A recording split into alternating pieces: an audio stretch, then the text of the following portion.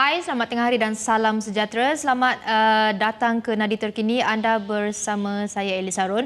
Okey, untuk perkembangan terkini, difahamkan petinju profesional Malaysia Adli Hafiz Muhammad Fauzi atau lebih dikenali Golden Boy akan menghadapi kejuaraan UBO dunia yang akan berlangsung di Kuala Lumpur pada 29 Januari 2022. Golden Boy merangkul gelaran kejuaraan UBO Intercontinental 2021 selepas menumbangkan petinju tuan rumah Robert Coppa menerusi keputusan technical knockout di pusingan kedua awal bulan lalu. Dan sebentar saja lagi Adli akan mengumumkan secara rasmi siapakah yang bakal jadi pencabarnya di kejohanan itu nanti. So untuk mendapatkan perkembangan terkini, kita terus bersama Karl Nunis di venue sidang media. Hai Karl. Okey, terima kasih. Hello. Okey, boleh teruskan Karl? Apa khabar semua? Sihat. Okey, baik. Terima kasih Elis. Saya berada di sekitar Kota Damansara untuk sidang media.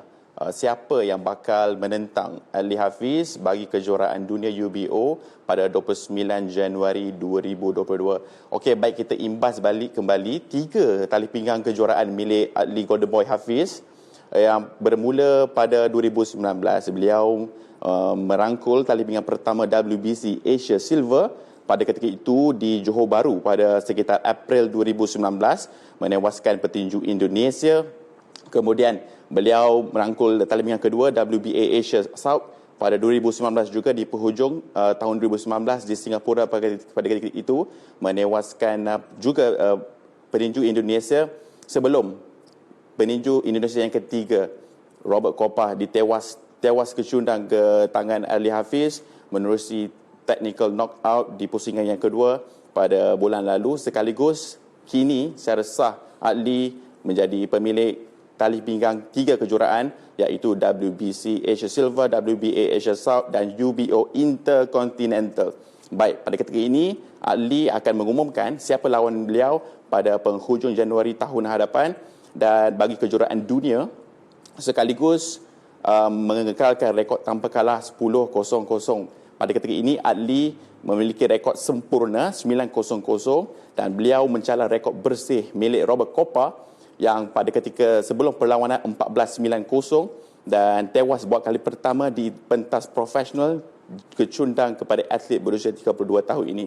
Okey, baik, saya sudah dapat green light daripada penganjur iaitu AGH Boxing untuk kita memulakan sidang media bagi siapa yang akan melawan Adli Hafiz pada Januari 2022.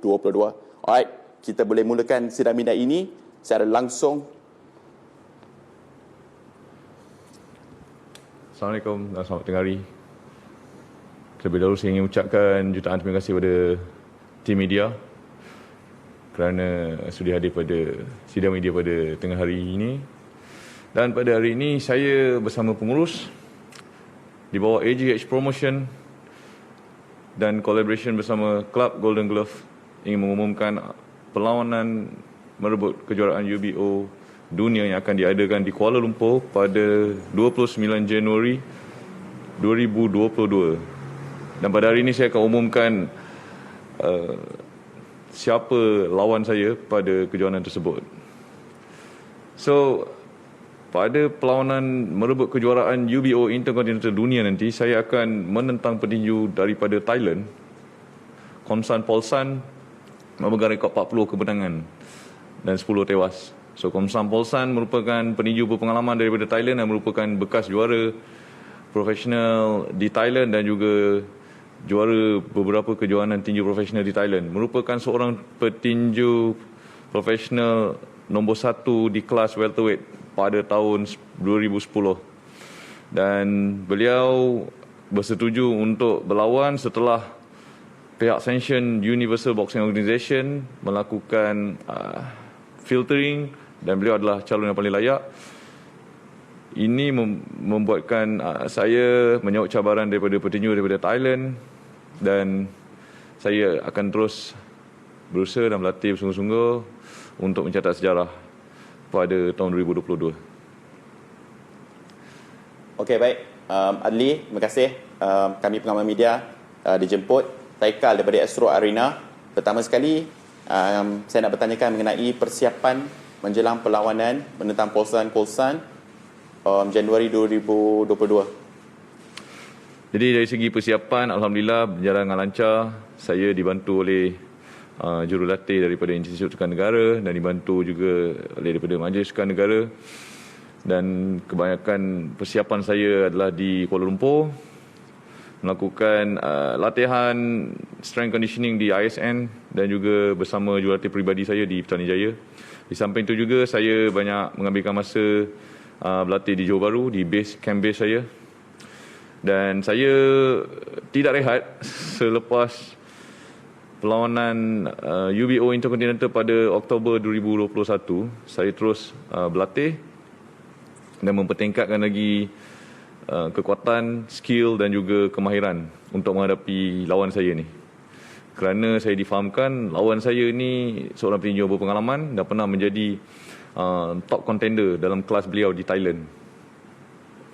Okey Adli, hasil daripada pemerhatian saya dekat internet ni, betulkan saya kalau saya salah, berusia 38 tahun, daripada Kalasin Thailand, beliau memiliki 40 kemenangan.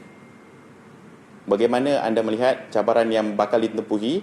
Kalau daripada saya lihat profilnya, tidak begitu banyak beza dari segi ketinggian kalau nak dibandingkan daripada Robert Kopa. Anda punya strategi tersendiri? Okey. Pertama sekali kita melihat pada pengalaman dan rekod beliau memang mempunyai rekod yang sangat baik dan juga beliau merupakan seorang petinju yang berpengalaman. Jadi itu sedikit sebanyak memberi cabaran kepada saya supaya saya tidak boleh leka. Kerana saya pada sebelum ini banyak atur untuk berlawan dengan petinju yang berpengalaman. Memang saya kena preparation, kena double up disebabkan saya masih lagi dikatakan baru dalam tinju profesional ni, baru 8 ke 9 perlawanan. So menentang petinju yang sudah memiliki hampir 50 perlawanan yang merupakan satu cabaran untuk saya. Tetapi saya mengambil cabaran itu dari sudut positifnya. Saya perlu mempersiapkan diri saya, which is saya telah buat persiapan hampir 1 tahun. Sepanjang pandemik waktu tu saya tidak dibenarkan untuk berjumpa jurulatih saya di Singapura, saya tidak dibenarkan untuk berlawan. Jadi pada waktu tersebut saya menggunakan peluang sepenuhnya untuk saya melakukan persiapan. Dan sekarang ni tiada alasan untuk saya untuk mengatakan tidak boleh lakukan, kerana saya telah buktikan, alhamdulillah baru-baru ni, walaupun dalam suasana pandemik COVID-19, saya berusaha dan dibantu oleh pengurus dan juga jurulatih, alhamdulillah kita membawa pulang Intercontinental title.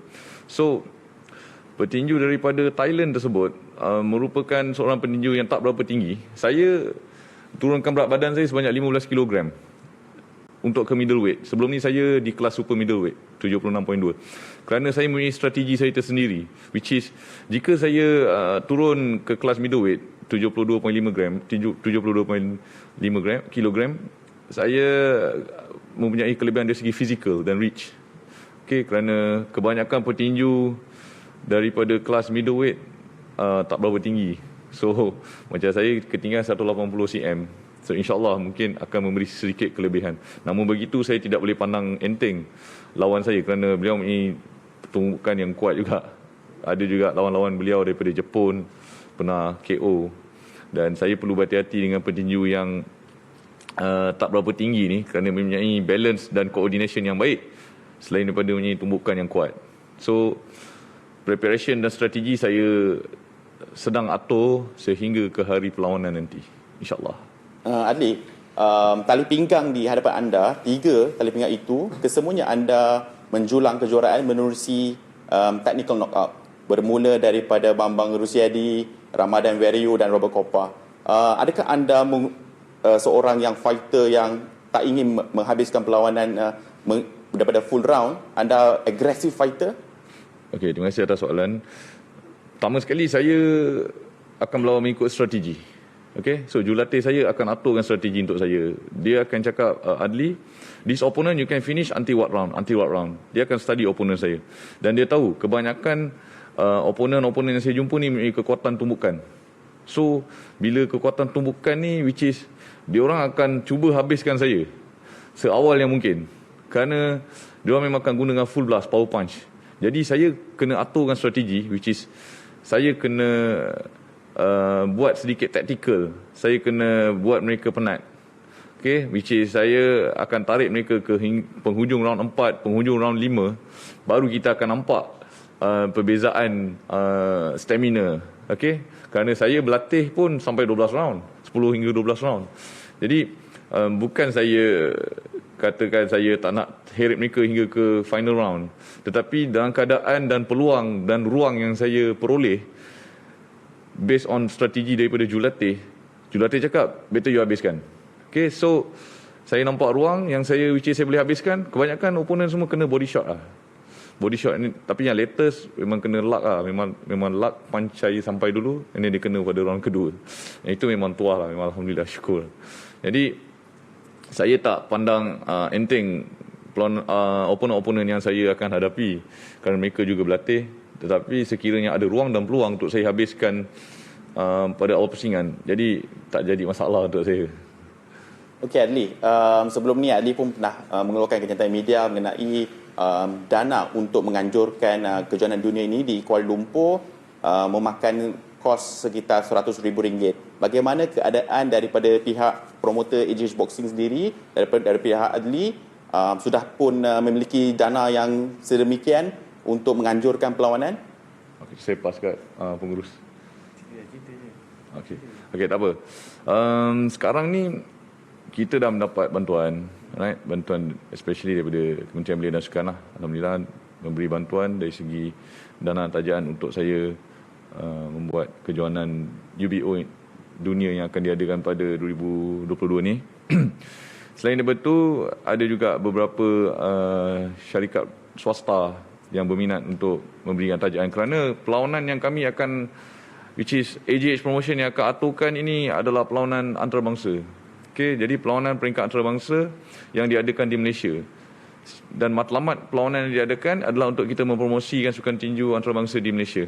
So untuk kita meningkatkan kembali sukan tinju di Malaysia ni. Jadi pada perlawanan tersebut, selain daripada saya, akan ada petinju-petinju daripada Uzbekistan, Thailand, Singapura dan Indonesia yang akan bertanding. So at the same time, kita memang perlukan support, especially daripada Kementerian Belia dan Sukan untuk orang kata mempermudahkan urusan, kerana untuk menganjurkan satu kejohanan memang menelan kos yang agak tinggi, tetapi pulangannya adalah kita dapat menaikkan nama negara dan kita dapat memberi kesedaran kepada umum bahawa sukan tinju di Malaysia ni masih lagi popular. Dan pada masa yang sama, saya juga dapat membantu atlet-atlet tinju Malaysia lain untuk mereka bertanding di peringkat antarabangsa, especially di laman sendiri di Malaysia. Ali, boleh kongsikan tak kalau dah ada venue untuk pertandingan ini ataupun masih dalam pertimbangan? Okey, sekarang ni kita ada banyak layer yang kita akan lalui, which is kita akan lalui layer daripada Persuruhan Jaya Sukan, daripada MKN, dan tempat-tempat yang kita dah propose, which is ada di sekitar Bandaraya Kuala Lumpur. So pada penonton yang akan menyaksikan, mereka tidak perlu keluar ke Kuala Lumpur. So saya akan janjikan kita akan adakan di Bandaraya Kuala Lumpur, insyaAllah. Ada harapan daripada pihak Adli, mungkin boleh dibantu dari pihak KBS. Apa harapan daripada pihak Adli sendirilah? Okey, pertama sekali harapan saya adalah kami memang perlukan sokongan, especially daripada rakyat Malaysia, kerana kami membawa nama negara, persatuan antarabangsa, dan sokongan padu daripada rakyat Malaysia amat kami perlukan untuk memberikan semangat dan suntikan semangat kepada saya untuk berlawan, berjuang berhabis-habisan membawa pulang kejuaraan dunia ini. Yang kedua, saya memerlukan sokongan daripada Kementerian Belia dan Sukan dan juga private company yang sudi untuk bantu, kerana kejohanan yang kami akan adakan ini adalah kejohanan dunia yang melibatkan atlet-atlet daripada luar Malaysia juga. So at the same time, kita akan mempromosikan sukan tinju ini kembali di Malaysia, kerana sudah lama mungkin tiada kejohanan-kejohanan tinju yang berprestige yang diadakan di Kuala Lumpur. Last tak silap saya pada 2016. Itu pun tak banyak melibatkan petinju Malaysia. Jadi secara tak langsung kita dapat mempromosikan sukan tinju profesional di Malaysia dan kita dapat membantu juga atlet-atlet tinju profesional yang lain memberi peluang pada mereka untuk bertanding di dalam tinju profesional. Dan saya harapkan supaya sukan tinju di Malaysia ni akan memberikan satu kelainan, which is exposure kepada umum, menunjukkan bahawa tinju profesional ni sebenarnya masih wujud di Malaysia. Cuma kurangnya awareness daripada orang awam kerana mungkin pada sebelum ni kurang dari segi publicity dan media. Justru saya mengharapkan bantuan daripada pihak-pihak media juga untuk membantu supaya mempromosikan sukan tinju di Malaysia ni. Dan itu saja daripada saya. Okey, Adli. Satu lagi soalan mengenai rekod tambah kalah anda. Tak sah kalau kita tak berbicara mengenai rekod tambah kalah anda. Daripada 9 kemenangan, 5 daripada knockout, technical knockout. Apa janji anda untuk peminat-peminat tinju Malaysia menjelang perlawanan seterusnya ini? Saya akan melakukan yang terbaik kerana saya sentiasa akan memberikan terbaik, insya-Allah, dengan izin Allah dipermudahkan urusan. Dan saya akan terus berlatih untuk saya mencapai prestasi yang maksimum. Kerana pada saya, umur itu sekadar angka. Saya nak buktikan bahawa atlet yang dah berusia pun mampu ke peringkat yang tertinggi. Jadi secara positifnya saya nak tunjukkan kepada generasi yang akan datang ni, supaya jangan putus asa. Apa yang saya nak tunjukkan ni adalah jalan untuk kita jangan putus asa. Kerana saya jatuhnya bangun saya dalam sukan tinju ni dah biasa lah. Pada saya, jika tiada kegagalan, kita tak belajar. So, kita tak belajar. Bila kita gagal, kita tak boleh belajar untuk kita berjaya. So, gagal tu adalah ujian. Jadi, saya ambil kegagalan-kegagalan saya sebelum ini sebagai satu lesson untuk saya. Supaya untuk saya jadi lebih kuat dan menjadi seorang atlet yang orang kata sempurna. Kalau dalam cycle atlet ni, tipulah kalau dia tak pernah kalah. Walaupun saya sekarang dah berada di peringkat profesional, 9 wins, belum pernah tewas lagi. Tetapi saya perlu ambil langkah berjaga-jaga supaya saya dapat mengekalkan rekod saya, insya-Allah. Mungkin 10, mungkin 15, mungkin 20 dengan insya-Allah kalau masih diberikan kekuatan. So, saya akan buat yang terbaik. Insya-Allah kalau diberikan kemenangan membawa pulang kejuaraan dunia adalah satu bonus pada semua rakyat Malaysia yang banyak menyokong. Hadiah kepada anda semua.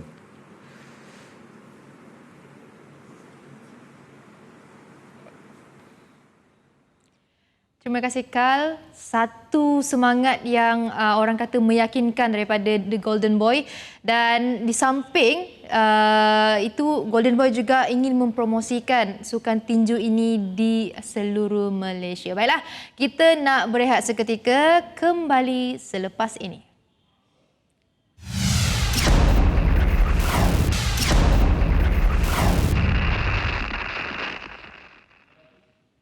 Kembali semula bersama saya Elis Harun di Nadi Terkini. Baiklah, sebentar tadi kita telah mendengar apa yang telah dijelaskan oleh Adli Golden Boy, siapakah yang akan turun menentang beliau pada kejohanan UBO Intercontinental pada Januari depan.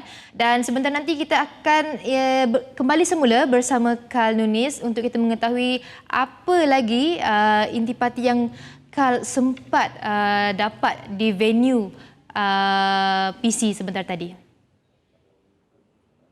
Okey, baik. Terima kasih Elis yang berada di studio. Okey, baik. Terima kasih Elis. Kita dengar loud and clear daripada Elis. Okey, baik. Di studio AVR di Kota Damansara ini, sebelum kami bermula lintas langsung pada 12.30 sebentar tadi, saya sempat berbicara mengenai dengan Ali Golden Boy Hafiz mengenai plan dalam jangka masa yang panjang dalam karier boxing beliau. Dan beliau amat menitik beratkan elemen konsistensi di dalam karier beliau. Umum mengetahui beliau menjadikan kaki di pentas profesional sekitar April 2018. Dan beliau kini tidak sampai usianya 3 tahun untuk beraksi di pentas profesional ini.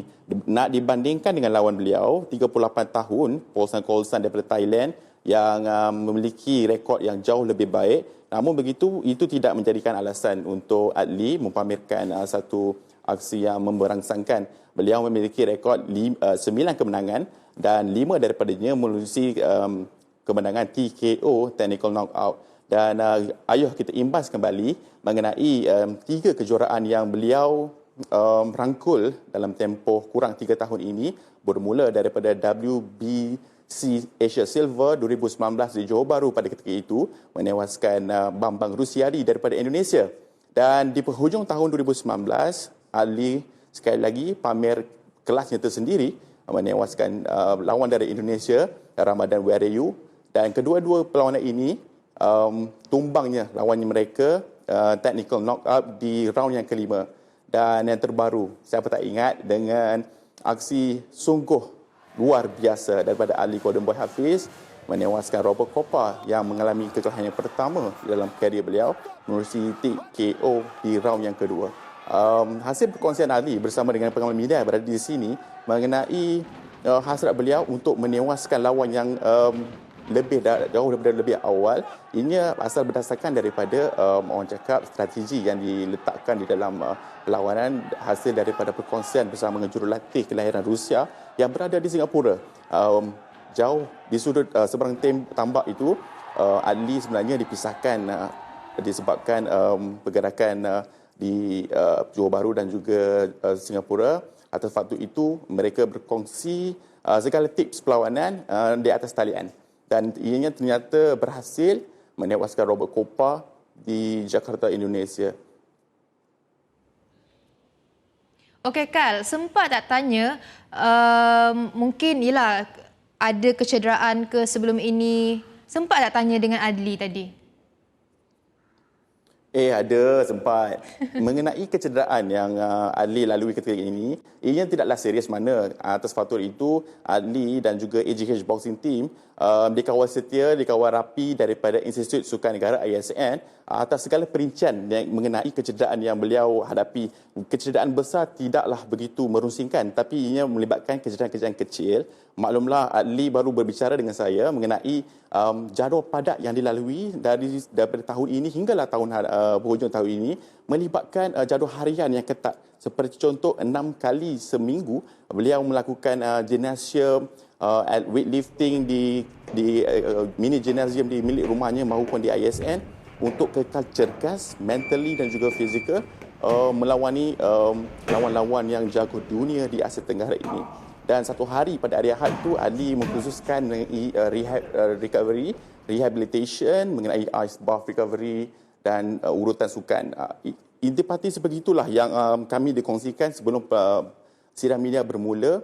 Dan apa yang saya boleh rumuskan di sini mengenai sidang media ini, Ali Hafiz berada di prestasi yang terbaik untuk meneruskan rekod 10-0-0 miliknya sekaligus membuka mata seluruh peninju Asia Tenggara mengenai kehebatan atlet yang berusia 32 tahun ini yang juga merupakan penjawat awam sebenarnya di Menara Kastam Johor Bahru. Beliau berkhidmat selaku penjawat awam sejak 2015 dan itu antara intipati yang saya boleh berkongsikan kepada anda.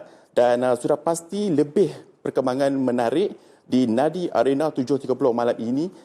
Saya akan rungkai lagi apa yang boleh saya kongsikan bersama Ali Hafiz dan apa yang boleh saya katakan lawan Ali pada 29 Januari di Kuala Lumpur ini, Posan Kolsan daripada Thailand. Beliau memiliki 40 kemenangan dan 10 kekalahan dan 1 keputusan seri. Dan atas faktor itu, Ali mengambil inisiatif untuk tunggu dan lihat perlawanan yang akan berlangsung pada penghujung Januari nanti dan tidak menolak kemungkinan untuk menewaskan lawannya itu menerusi technical knockout. Okey, terima kasih Kal untuk semua info-info yang Kal kongsikan. Balik nanti jangan lupa lunch, okey? Baiklah, sebentar tadi kita telah pun mengetahui siapakah yang akan turun untuk perebutan tali pinggang UBO Intercontinental yang akan berlangsung Januari tahun depan.